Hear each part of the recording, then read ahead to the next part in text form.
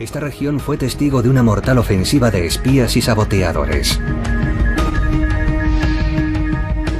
La causa de esta batalla era sobre todo una cosa: el agua pesada de Noruega. Una misteriosa sustancia que la resistencia noruega luchaba desesperadamente por mantener fuera del alcance de los alemanes. En 1944 se envió finalmente un gran cargamento a Berlín. En un desesperado acto de sabotaje, un ferry de pasajeros que supuestamente contenía barriles de agua pesada fue hundido en mitad del lago Tin. Ahora un equipo de arqueólogos submarinos está buscando esos barriles. Quieren saber qué hay realmente en su interior.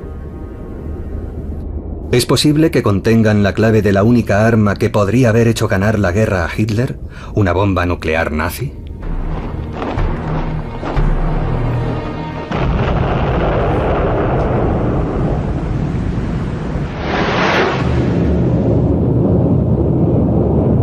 La historia comienza en 1940.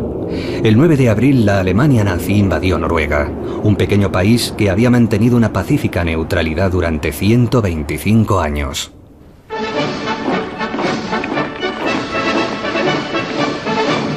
Tomados por sorpresa, los noruegos podían oponer poca resistencia. Mientras la oposición se desmoronaba, los alemanes se dirigieron directamente a la remota región que rodea el lago Tin para tomar el control de la más valiosa instalación industrial de Noruega. En lo alto de las montañas, a la entrada del valle de Rjukan, estaba la planta hidroeléctrica de Vemork, la mayor central eléctrica del mundo. La compañía Norsk Hydro empleaba esa energía para fabricar amoníaco, la base de fertilizantes y explosivos, ambas cosas vitales para la empresa bélica alemana. Pero en el interior de la planta de Norsk Hydro había una sala con equipos especializados donde se fabricaba otra cosa. ¿Qué tenemos aquí? Vaya, miren esto, es el equipo original, las baterías de alta concentración. El físico e historiador Per Doll es un experto en lo que ocurrió aquí durante la Segunda Guerra Mundial. Aquí estamos viendo realmente un pedazo de historia. Las baterías de alta concentración originales para producir agua pesada. El agua pesada era una nueva y extraña clase de agua que se había descubierto recientemente. Y Norsk Hydro estaba fabricando pequeñas cantidades para suministrar a científicos de todo el mundo que investigaban sus propiedades. Nadie entendía por qué. Pero tan pronto como tomaron el control de la planta, los alemanes se dispusieron a incrementar la producción. Doblaron los sistemas de producción, aumentando el número de baterías de alta concentración de las 9 iniciales a 18, con lo que doblaron la producción. Pretendían multiplicar por 10 la producción de agua pesada para 1942. Al mismo tiempo, la seguridad en la planta de Rjukan también se reforzó drásticamente.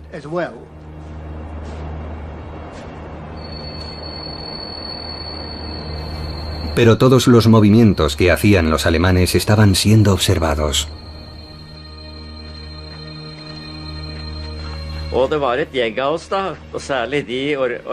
Un grupo de gente, especialmente de las organizaciones de trabajadores de la factoría, quería crear un movimiento para combatir a los alemanes en la clandestinidad. Knut Lier Hansen se convirtió en un miembro clave de este movimiento secreto de resistencia y empezaron a preocuparse por lo que estaba ocurriendo en Vemork. El agua pesada. No teníamos ni idea de lo que era realmente, ni de por qué les interesaba tanto a los alemanes. Tenía que ser algo importante. La resistencia comunicó lo que sabía al servicio de inteligencia británico en Londres. Las fuerzas nacionales habían montado una emisora de radio, de modo que enviábamos mensajes habitualmente a Inglaterra por radio. Para los británicos, la información sobre Vemork era profundamente alarmante. Ellos sabían algo que los noruegos ignoraban. El agua pesada se podía utilizar para fabricar explosivos nucleares. Todo parecía indicar que los científicos alemanes estaban intentando construir una bomba atómica. Si yo hubiera sido un físico de Londres y me hubiera enterado de lo que estaba ocurriendo en Noruega con el asunto del agua pesada, me habría preocupado mucho. Así comenzaron 2 años de ofensiva secreta de los aliados para conseguir detener la fabricación de agua pesada. Un comando noruego voló la planta, pero los alemanes la tenían funcionando de nuevo en 3 meses. En noviembre de 1943, la 8ª Fuerza Aérea estadounidense bombardeó Vemork, pero la planta de agua pesada no sufrió el menor daño. Finalmente, en 1944, la Resistencia averiguó que toda la planta de producción y 15 toneladas de agua pesada parcialmente purificada iban a ser enviadas a Alemania. Contactaron con Londres. ¿Qué debían hacer? La respuesta fue inmediata: impedir que el agua pesada llegara a Alemania. ¿Pero cómo?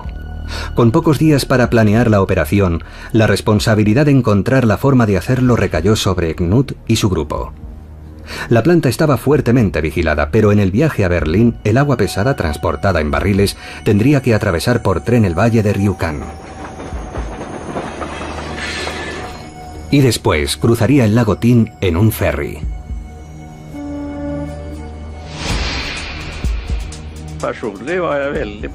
Personalmente yo pensaba que el único lugar del que no podrían recuperar jamás los barriles sería del fondo del lago Tin.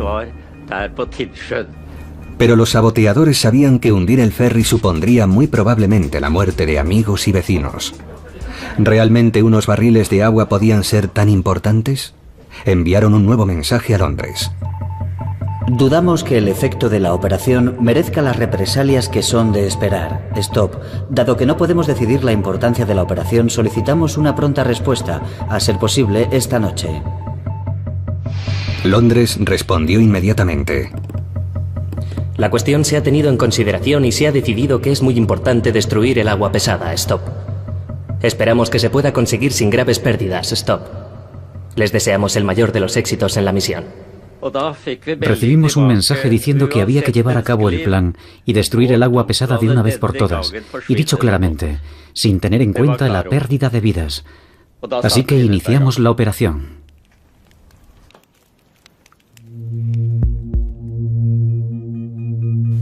En una película noruega de 1947, Knut y sus compañeros recrearon la arriesgada misión. Estudiamos los planos del ferry. En el fondo había una escotilla que conducía a la sentina. Desatornillamos las planchas del suelo para colocar una bomba de relojería en la base del casco. Mientras sus compañeros ponían la bomba, Knut vigilaba. De repente fueron descubiertos. Llegó un guarda y nos preguntó qué estábamos haciendo allí.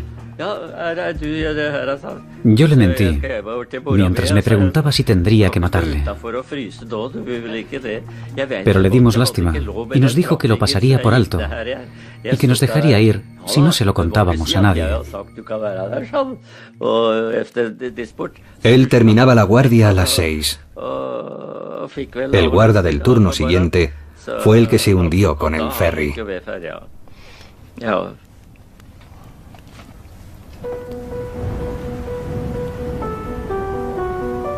A primera hora del día siguiente, los vagones descubiertos que transportaban la carga de barriles subieron al ferry. Mientras tanto, en la sentina, la bomba de relojería improvisada continuaba la cuenta atrás. El hidro tenía que zarpar a las 9:30, pero a las 10 aún no había soltado amarras. El retraso del ferry supuso que Halvard Askild y su prometida, Solveig Hulgen, llegaran a cogerlo justo a tiempo. Llegamos tarde. Estábamos celebrando mi cumpleaños y tuvimos que correr el último trecho para llegar al ferry a tiempo. Finalmente, a las 10 en punto, el ferry zarpó.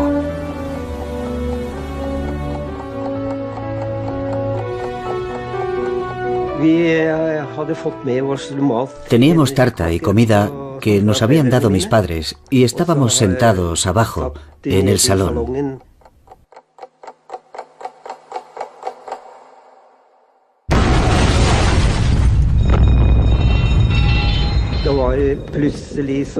De repente se oyó una explosión. El barco temblaba. Pensamos que habíamos chocado con algo. El ferry se estaba llenando rápidamente de humo y agua. Hallvard se vio frente a un terrible dilema. Su novia no sabía nadar.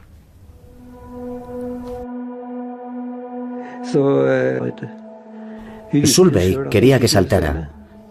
Ella sabía que no podía nadar, pero le dije que tenía que saltar. Y dijo, está bien, tú primero y yo te sigo.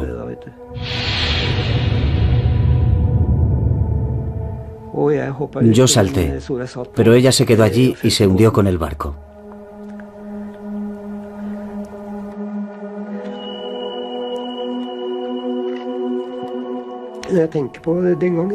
Me resulta muy duro hablar de esto. Era muy joven y muy hermosa.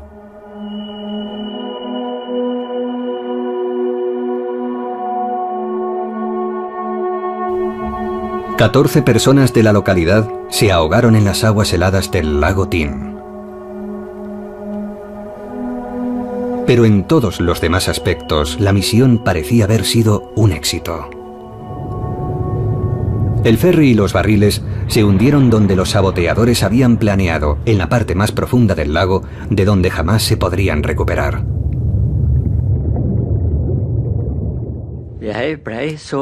Yo estaba eufórico. Nunca había corrido tan rápido para poder enviar un mensaje a Inglaterra. Era como si tuviera las alas de un ángel, de la velocidad a la que corrí, para informarles de que la operación había sido un éxito. Y los telegramas de felicitación empezaron a llegar.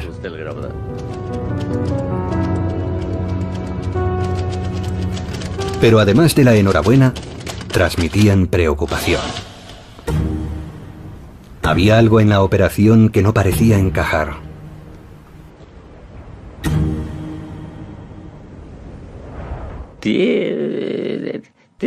Los alemanes no parecían pensar que hubiera ninguna razón para proteger el cargamento.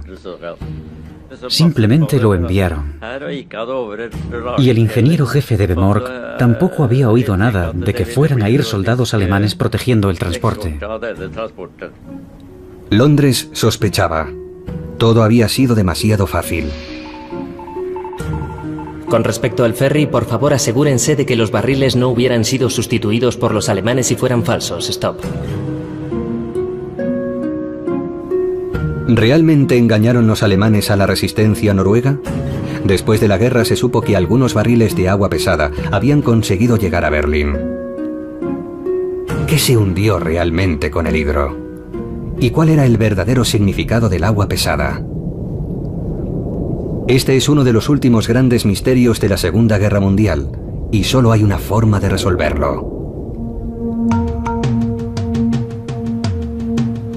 Para investigarlo, se le pidió al arqueólogo marino Brett Van Uff que reuniera un equipo para sumergirse hasta los restos del hidro y recuperar un barril intacto de su carga secreta. Me fascina la Segunda Guerra Mundial, y lo que más me fascina es que todavía está en la memoria de personas vivas, y aún así hay muchas discrepancias. Y en este caso hay contradicciones muy evidentes sobre lo que realmente había en el hidro. ¿A dónde iba realmente? ¿Por qué fue tan fácil hundirlo? Hay muchas cosas que no encajan. Lo que queremos averiguar es si realmente era agua pesada.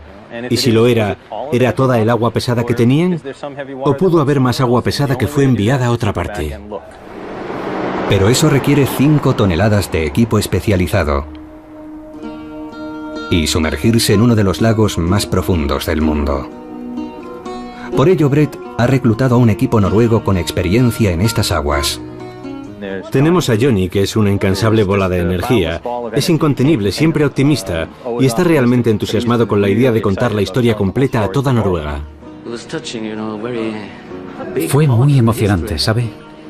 Es una parte muy importante de nuestra historia, y de repente yo y Thor Olaf, 2 tipos de pueblo, descubrimos que este fue el inicio de la carrera por las armas nucleares. Tenemos a Thor, el típico noruego ceñudo, claramente al mando cuando salimos al lago. Y también Frederick, mi compañero de fechorías. Pensamos en las misiones más locas y después planeamos cómo llevarlas a cabo para contar estas historias. ¿Pero en qué condiciones estaba? En muy buenas condiciones. ¿Estaba bien? Sí. Para el éxito de la misión serán cruciales los vehículos de operación remota o VOR. Este es el VOR que vamos a utilizar para inspeccionar el ferry. Tiene una serie de propulsores que lo impulsan hacia arriba, abajo y a los lados para navegar bajo el agua. Cualquiera que tenga una Nintendo puede hacerlo. Tiene un sistema excelente de iluminación y una buena cámara. También tenemos un sonar en la parte delantera que nos ayudará a navegar y nos dirá todo lo que hay en el fondo.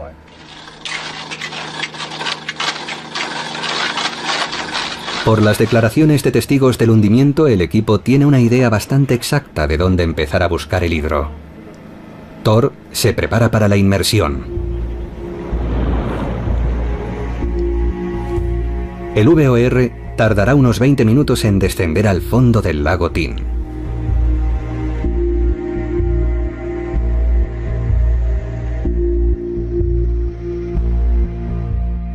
Se puede ver lo escarpadas que son estas montañas, y básicamente siguen igual bajo el agua. Así que estamos a 300 metros de la orilla, pero hay 400 metros de profundidad. Es una pendiente de más de 45 grados hasta el fondo.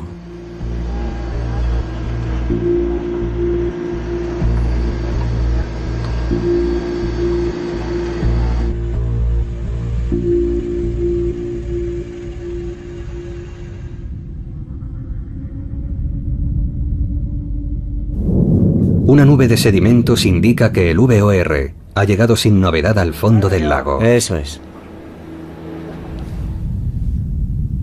Y comienza la búsqueda en el fondo del lago.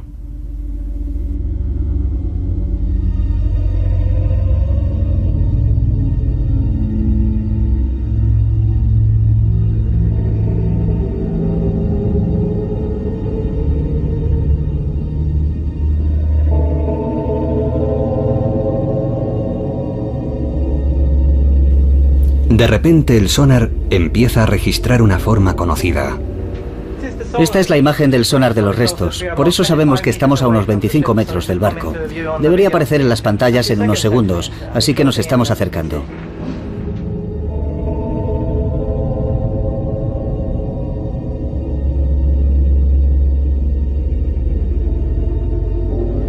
Eso es. Mira eso, qué maravilla.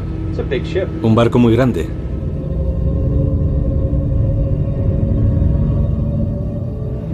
¿Se puede leer el nombre? ¿Hay algún texto? Hola. Es fantástico. Está en muy buen estado. ¿Dónde estamos? ¿Eso de ahí es el puente? Sí.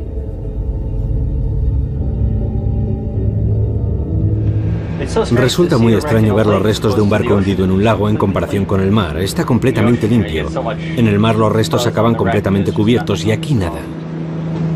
¿Veis ese farol de ahí? Sí. Está muy bien. 60 años. Seguro que si lo coges todavía funciona.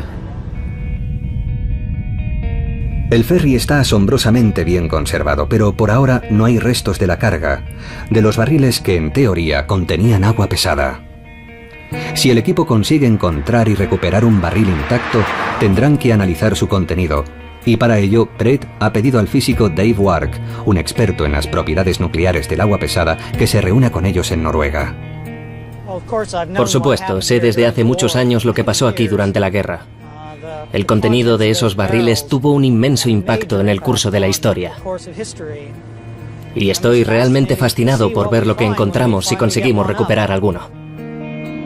Antes de estallar la guerra, la fabricación de agua pesada era una actividad secundaria para Norsk Hydro. Todo surgió porque, para hacer fertilizantes químicos, la compañía necesitaba hidrógeno, y el hidrógeno se puede extraer del agua. Norsk Hydro estaba utilizando energía hidroeléctrica para hacer hidrógeno. En realidad no es muy difícil hacerlo. Si se pasa electricidad a través del agua, que es H2O, se puede descomponer en hidrógeno y oxígeno. Y como pueden ver, estamos recogiendo hidrógeno en este tubo de ensayo. Y eso era en esencia lo que estaba haciendo Norsk Hydro, solo que a mucha mayor escala. Y después con ese hidrógeno se fabricaban fertilizantes. Pero varios años antes de la guerra, los científicos hicieron un extraordinario descubrimiento. Una nueva clase de hidrógeno cuyo núcleo contenía un neutrón extra, lo que lo hacía más pesado. Los científicos lo llamaron deuterio. Exactamente igual que el hidrógeno normal, el deuterio se combinaba con el oxígeno formando un nuevo tipo de agua, el agua pesada. Lo llamamos agua pesada por una sencilla razón. Aquí tengo un poco de agua pesada que he congelado para convertirla en hielo pesado. Si lo dejo caer en este vaso de agua normal, se puede ver cómo se hunde hasta el fondo. En realidad, el agua pesada está presente en el agua normal, aproximadamente en un 0,01%. Es decir, en estos 5 litros de agua normal hay más o menos esta cantidad de agua pesada. Y uno de los efectos secundarios del proceso de descomponer agua en oxígeno e hidrógeno es que el agua pesada es ligeramente más difícil de descomponer que el agua ligera, de modo que el agua que queda al final tiene una concentración un poco mayor de agua pesada. Y si se hace esto mismo otra vez y otra y otra y otra, finalmente se podría acabar consiguiendo esto, que es en esencia agua pesada pura. Esta es de Norsk Hydro, es agua pesada con un 99,76% de pureza. Fue por esta sustancia en apariencia inofensiva por la que la resistencia noruega hundió el Hydro. Eso no es un barril, ¿qué es? Un tubo. Ah, una chimenea, vale. Mientras Thor conduce el VOR entre los restos del Hydro, el equipo empieza a reconstruir los últimos y desesperados momentos de los pasajeros civiles. Esto era la sección de primera clase. De acuerdo, tiene 4 ventanas, así que entonces estamos aquí. Estamos en el lado de estribor del barco. Sí. Vale. Parece que el techo está... El techo ha desaparecido. Se pueden ver las puertas por las que la gente intentaba salir.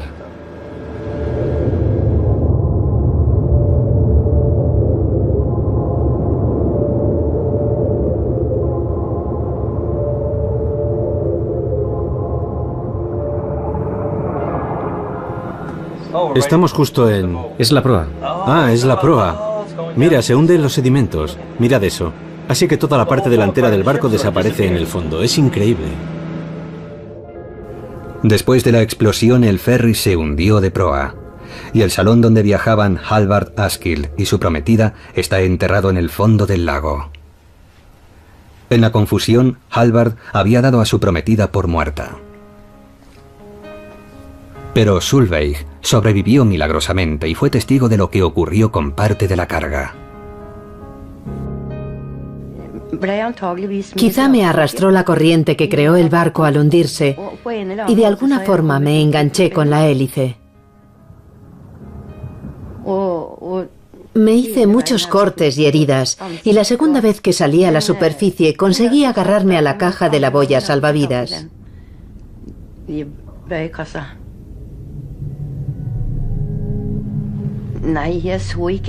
No podía ver casi nada, pero sí vi un barril a mi lado, aunque no tengo ni idea de lo que llevaba dentro.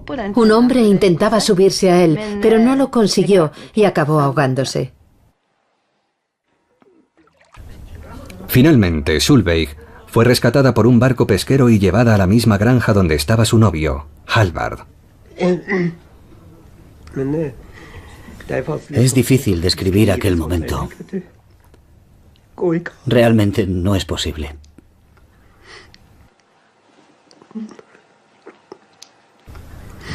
El relato de Solveig confirma que en efecto el Hydro transportaba barriles. Pero ¿dónde están ahora? Y si flotaban, no podían estar llenos de agua pesada.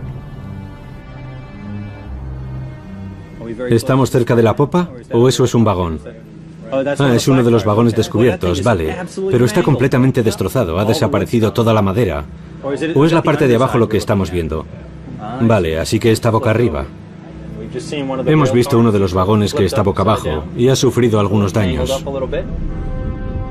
Los vagones descubiertos debían ir cargados con los barriles, pero todo está bastante destruido.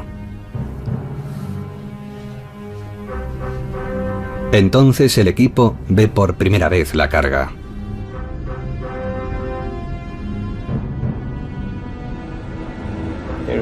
Aquí hay un barril aplastado. Aquí. El barril está abierto. Ya nadie podrá saber lo que contenía originalmente.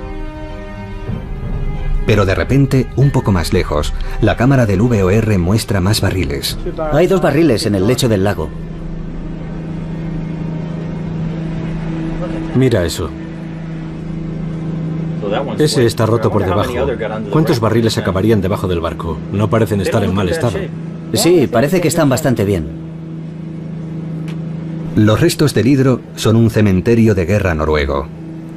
Thor decide que estos barriles están demasiado cerca para ser manipulados. Despierta unos sentimientos muy especiales, porque cuando sabes que aquí se ahogó mucha gente y la historia que lo rodea es muy... Sí, despierta sentimientos.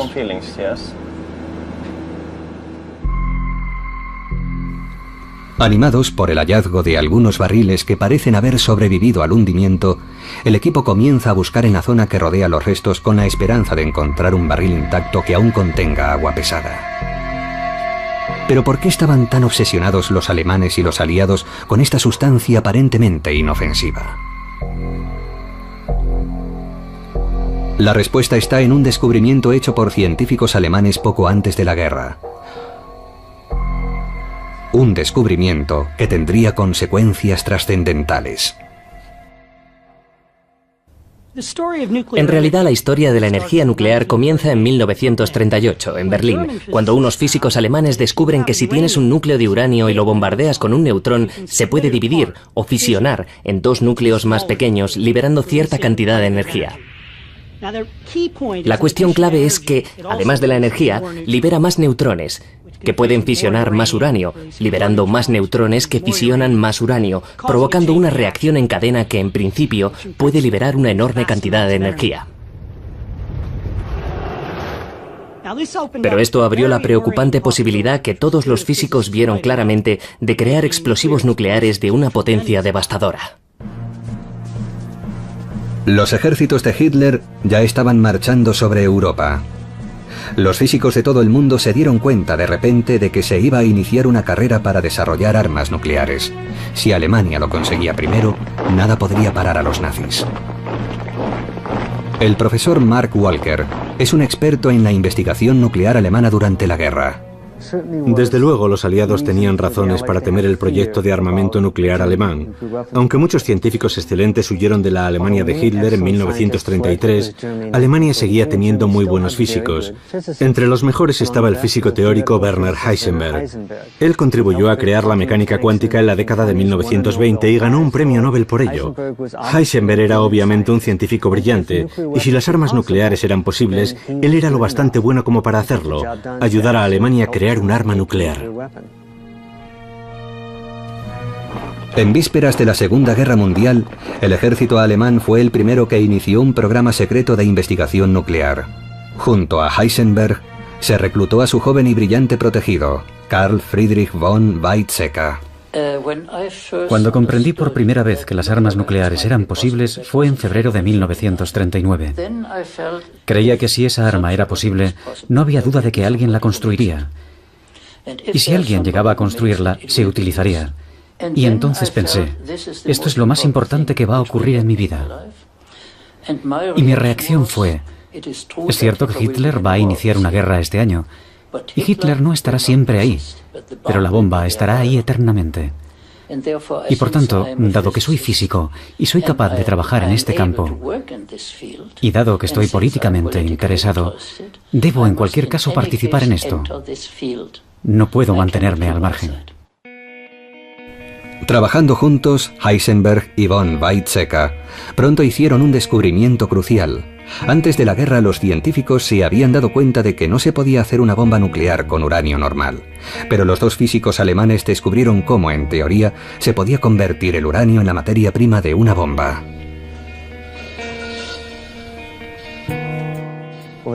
Los alemanes se dieron cuenta de que el uranio natural no se puede utilizar como explosivo. pero se puede meter en un reactor nuclear y provocar una fisión nuclear en cadena sostenida y controlada. Lo que ocurre entonces es que el uranio natural o parte de él se transforma en elemento 94, un elemento transuránico que ahora llamamos plutonio, y el plutonio es un explosivo nuclear. Me di cuenta de que era posible hacer una bomba con lo que ahora llamamos plutonio directamente. Y ese plutonio, o ecauranio, como lo llamábamos entonces, se produciría en reactores con el mero funcionamiento del reactor. Pero para convertir estas ideas en realidad, los alemanes necesitaban un ingrediente vital: el agua pesada. Para poder hacer funcionar un reactor, hay que reducir la velocidad de los neutrones haciéndolos chocar con algo que llamamos moderador, que los ralentiza sin absorberlos. Y resulta que, en principio, el mejor moderador es precisamente el agua pesada. Y los alemanes no tardaron en darse cuenta de que si tenían la suficiente agua pesada como moderador, realmente podían hacer funcionar un reactor con uranio natural. Y de ahí podían extraer plutonio y producir un explosivo nuclear. Y esa es la relación entre el agua pesada, que en sí misma es inofensiva, y los explosivos nucleares. Pero los alemanes no eran los únicos que habían encontrado una forma teórica de llegar a la bomba atómica. Científicos británicos habían llegado a la misma conclusión, y cuando Estados Unidos entró en la guerra en diciembre de 1941, los dos aliados unieron sus recursos en el ambicioso Proyecto Manhattan. La gente suele pensar que el Proyecto Manhattan era un puñado de físicos en el desierto de Nuevo México.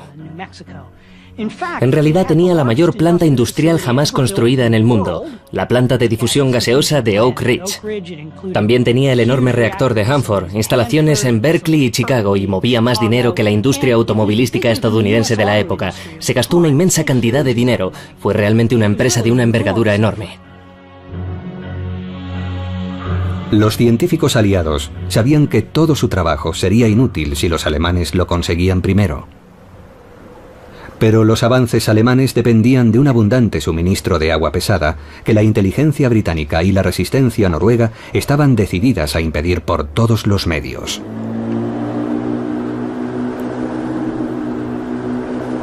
En el lago, el equipo finalmente ha tenido éxito. Han encontrado un barril que parece intacto y se disponen a subirlo a la superficie cuando llega Dave. Hola. Hola, soy Dave. Brett, ¿cómo estás? Este es Frederick. Hola, encantado de conocerte. Hasta ahora hemos encontrado 9 barriles, 1 en el barco y 8 en el lecho del lago cerca del barco, 2 de ellos muy cerca de los restos. Y hemos seleccionado el que tiene mejor aspecto. Está a unos 60 metros de los restos del barco. Parece estar intacto y esperamos que contenga agua pesada. Así que vamos a ir a buscarlo.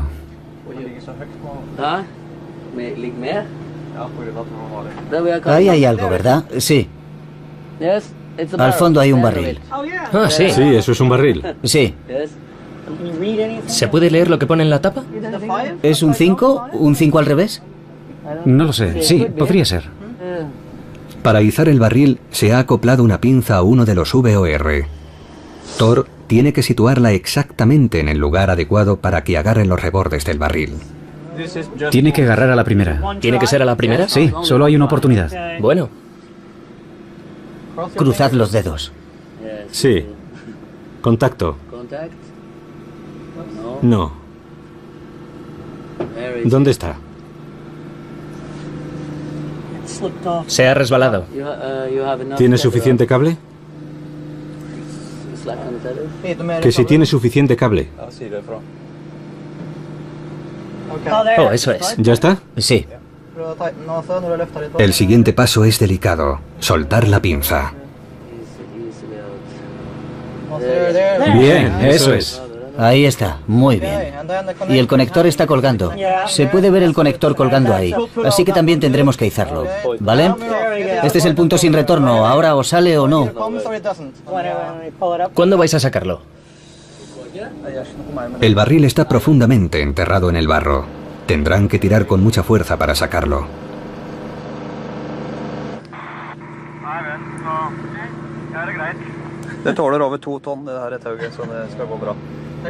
Están discutiendo si el cable soportará la tensión o no.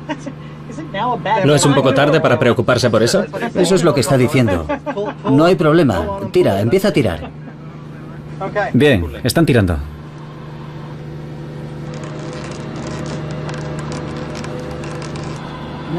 Aún no hay signos de movimiento.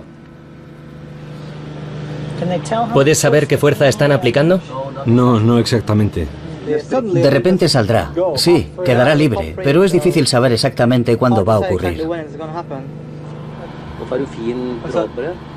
Hay un ligero movimiento.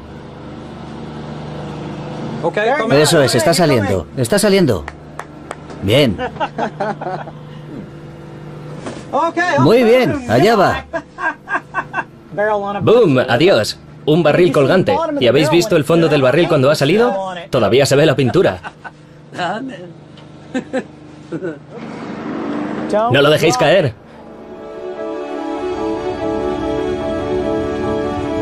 Las cámaras submarinas del VOR proporcionan las primeras imágenes del barril en 60 años. Parece estar intacto, pero el menor agujero sería suficiente para contaminar el agua pesada que debería contener con agua del lago. Por suerte, el proceso de electrólisis que originalmente separó el agua pesada debería haber dejado restos que permitan a Dave medir la contaminación. Los barriles contienen agua pesada, esperamos. Pero para hacer el agua pesada, para separarla, originalmente tuvieron que añadirle algo para hacer que condujera la electricidad. Le añadieron una cosa llamada potasa cáustica, que en realidad es hidróxido de potasio, que vuelve el agua muy cáustica.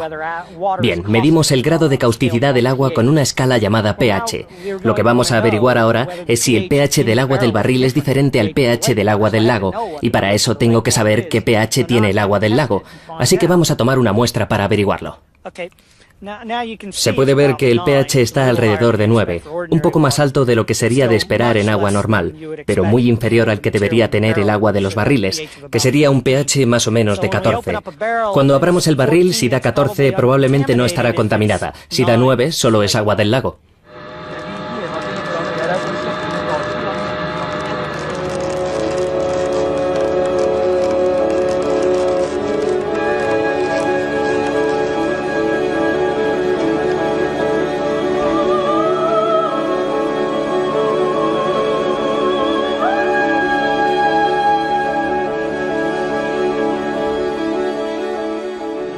Tenemos un barril en muy buenas condiciones, creo.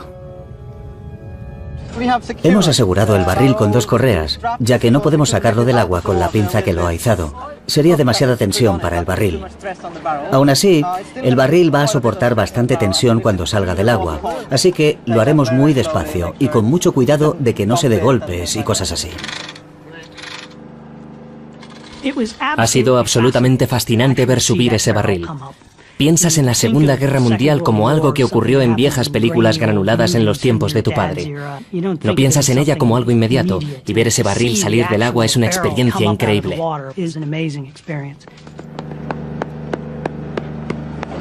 ¿Se puede ver bien ahora el número? Sí, es el 26.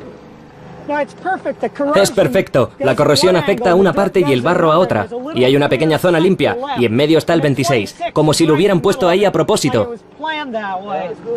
Bueno, no se sale nada y está lleno de algo. Bien, tenemos el barril y se puede leer claramente el número en la tapa, lo que es fantástico. Es el barril número 26. La incógnita es, ¿se habrá contaminado el contenido del barril con agua del lago? Está saliendo. Está saliendo, Dave. Sí, ve muy despacio. Deja que salga la presión. Es increíble. Según lo sacamos, se puede desenroscar el tapón. La junta todavía está bien, ¿veis? Sí, entonces las hacían bien. Muy bien, mira esto. Como si estuviera hirviendo. Cuidado, cuidado, cuidado. Hay que tomar precauciones. El hidróxido de potasio es muy, muy cáustico. Está limpia. Eso es. Creo que esto es lo que buscamos, Dave. Sí, tiene buen aspecto. Y no es como agua, ¿verdad? Es un poco más densa, más viscosa. Ahora voy a medir el pH. Metemos este medidor en el líquido y esperamos un momento para que se equilibre.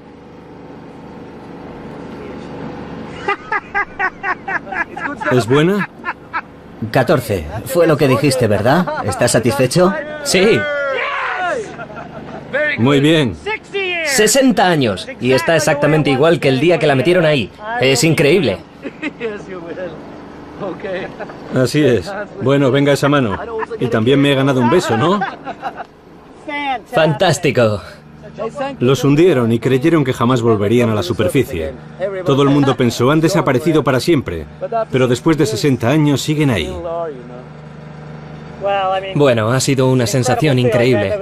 Y ha sido un trabajo enorme conseguir esto. Ahora tenemos que llevarlo al laboratorio de Londres para averiguar qué pureza tiene exactamente el agua pesada. Dado que, por asombroso que parezca, el número del barril aún se puede leer, Dave podrá hacer algo más que comprobar si contiene agua pesada. En los archivos de Norsk Hydro, Per Doll ha encontrado documentos que describen con detalle el cargamento que, supuestamente, llevaba el Hydro cuando se hundió. Aquí hay una lista de los diferentes barriles que se transportaron en el Hydro y la cantidad de agua pesada que había en cada uno de los barriles en diferentes concentraciones. De acuerdo con este manifiesto, la concentración del agua pesada del barril 26 era de un 1%. Para detectar una concentración tan baja, hará falta un análisis muy cuidadoso. En el Imperial College de Londres, Dave y sus colegas comparan el espectro de infrarrojos de las moléculas del agua del barril con espectros de muestras de diferentes concentraciones conocidas de agua pesada. Hemos analizado las muestras de agua pesada aquí en Imperial varias veces y podemos decir con considerable seguridad que el agua está enriquecida con agua pesada. El resultado es inequívoco. Tiene alrededor de un 1,1%, más o menos 0,2% de agua pesada, lo que es muy interesante porque es exactamente lo que el manifiesto dice que tenía. Con esto, uno de los misterios del Hydro queda desentrañado. Ahora sabemos que se transportaba agua pesada. Cualquier teoría sobre que los alemanes habían hecho algún cambio es falsa. El manifiesto parece ser correcto. Y eso contribuye a aclarar otro misterio. El manifiesto indica que los barriles con los números más bajos, que contenían el agua pesada con mayor concentración, apenas iban medio llenos. Eso explica que algunos de ellos flotaran. Probablemente fueron esos barriles, rescatados por los alemanes, los que llegaron a Berlín. Pero eso plantea una cuestión preocupante. Está claro por el manifiesto que la mayoría de los barriles contenían agua pesada muy diluida. A pesar del aparente volumen del cargamento, la cantidad total de agua pesada pura era muy reducida. Los alemanes habrían necesitado un total de unas 5 toneladas de agua pesada para hacer funcionar un reactor nuclear con ella. Esta lista nos indica, en esencia, que el cargamento destinado a Alemania contenía alrededor de media tonelada de agua pesada. De modo que el Hydro transportaba muy poca agua pesada incluso para un reactor, y mucho menos para los 10 o más que serían necesarios para fabricar suficiente plutonio para un arma nuclear. Entonces, ¿tenían razón los aliados al creer que el agua pesada estaba destinada a la fabricación de una bomba? ¿O los alemanes la querían para otro fin?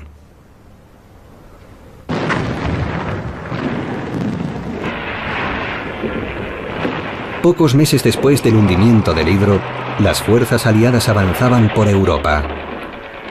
Detrás de las unidades de vanguardia iba un equipo con una misión secreta cuyo nombre en clave era Alsos. Su objetivo era encontrar el programa nazi de armas nucleares que los aliados estaban seguros de que existía. Durante meses el equipo de Alsos buscó por toda la recién liberada Europa y no encontró nada.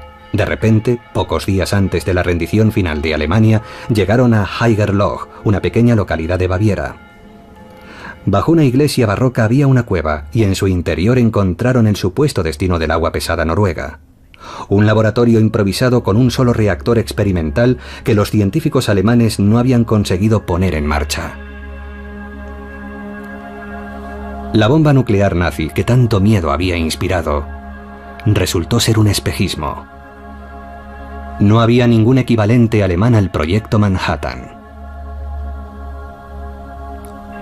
La razón, según el historiador Mark Walker, se puede encontrar en una decisión tomada por los alemanes a principios de 1942, cuando los aliados también estaban debatiendo si embarcarse en el proyecto Manhattan. A principios de 1942, precisamente cuando los aliados empiezan a preocuparse por el agua pesada noruega, altos mandos americanos y alemanes toman decisiones cruciales sobre sus proyectos de armas nucleares.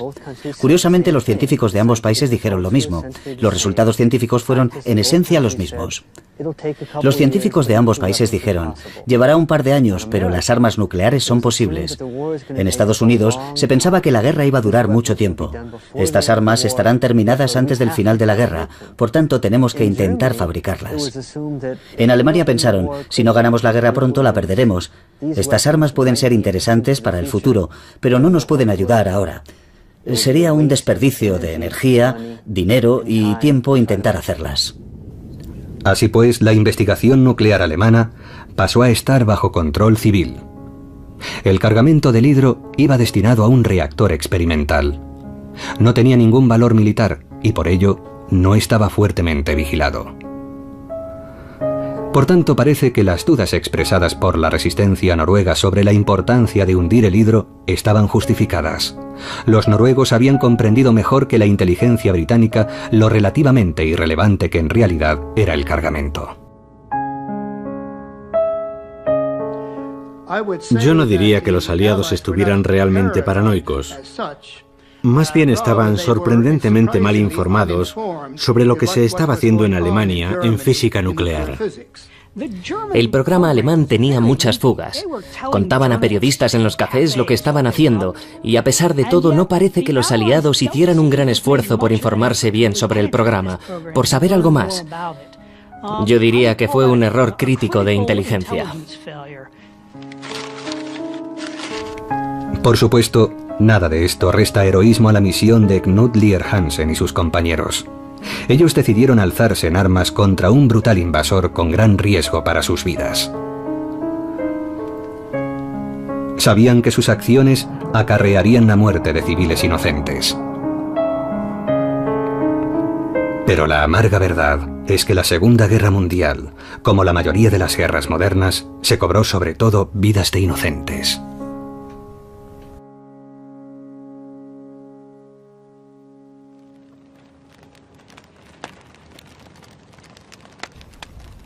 Londres dijo: hundidlo, e hicieron lo que se les dijo. Es como si me pidieran a mí que volara el tren de las 8:45 a Londres. Estaría completamente seguro de que iba a haber amigos, quizá incluso parientes míos en el tren. Pero si hay alguna posibilidad de que Hitler consiga una bomba atómica, ¿qué otra cosa puedes hacer? Creo que hay que investigar y aclararlo todo de una vez por todas, para todos, para los libros de historia, y no preocuparnos de quién se puede ofender, porque no se trata de eso. No se trata de criticar lo que hicieron. Yo lo habría hecho si me hubieran dado la orden. Pienso que habría cumplido la orden.